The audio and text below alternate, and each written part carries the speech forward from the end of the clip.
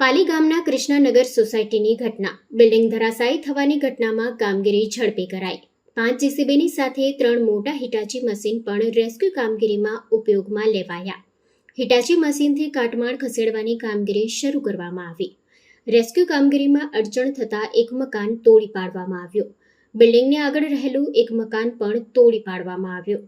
કામગીરી દરમિયાન વ્યક્તિ કાટમાળ નીચે દબાયેલી હાલતમાં જોવા મળ્યો. કામગીરી દરમિયાન એક વ્યક્તિનો પગ દેખાયો. વ્યક્તિને મૃત હાલતમાં કાટમાળ નીચેથી કાઢવામાં આવ્યો. મૃતદેહ મળ્યા બાદ ફરી રેસ્ક્યુ કામગીરી તેજ. Bureau report, સત્યડે news.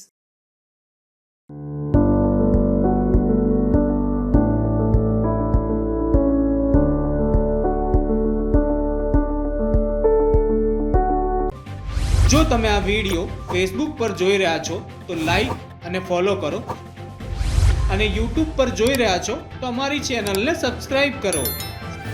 સત્તરે.com, આઝાદી સમાચારોની.